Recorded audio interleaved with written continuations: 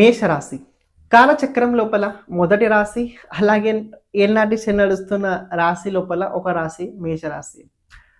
మే నెల ఏ ప్రకారంగా ఉండబోతుంది? చాలా కుతూహలం చాలా ఎక్కువ పెరిగింది. ఎందుకంటే మీ 6th లార్డ్ మీ రాశిలో గోచరం నడుస్తుంది. మీ 5th లార్డ్ మీ రాశిలో గోచరం నడుస్తుంది. శత్రువుల వల్ల స్వభావం మారుద్దా? లేకపోతే స్వభావం మారడం వల్ల శత్రువులు పెరుగుతారా?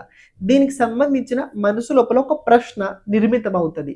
ఈ ప్రశ్న నిర్మితమైన తర్వాత దీనికి సంబంధించిన సమాధానం మీరు చాలా వ్యక్తుల దగ్గర అడుగుతారు. కానీ దీనికి సంబంధించిన ఆన్సర్ అస్సలు దక్కదు.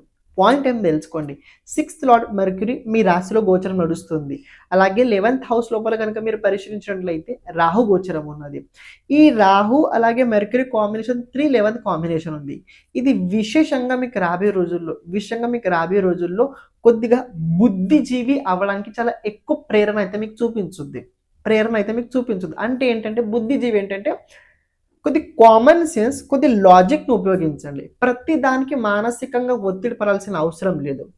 రెండోది, హెల్త్కి సంబంధించిన చాలా అవేర్నెస్ మీరు తప్పకుండా పెట్టుకోవాల్సిందే.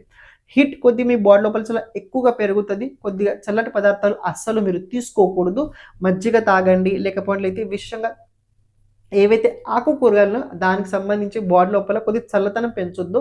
అలాంటి ఆకుకూరగాయలు అలాంటి పదార్థాలు తీసుకోండి తప్ప బయట కూల్ డ్రింక్స్ ఏవైతే ఉన్నాయో దాని జోలికి అస్సలు మీరు వెళ్ళకండి. ఒకవేళ వెళ్ళినట్లయితే బాడీ లోపల బోన్స్కి సంబంధించిన ప్రాబ్లమ్స్ క్రియేట్ అయ్యే అవకాశాలు అయితే కనపడుతుంది. ఈ మే నెల ఏ ప్రకారం ఉండబోతుంది దానికి సంబంధించిన పూర్తి వీడియో చూడడం జరిగింది, కింద ఇవ్వడం జరిగింది. కుదిరినట్లయితే మీరు చూడడానికి ప్రయత్నించండి. అలాగే ఛానల్ని ప్రతి ఒక్కరు సబ్స్క్రైబ్ చేసి పెట్టుకోండి. సర్వం శుభార్పణమస్తు.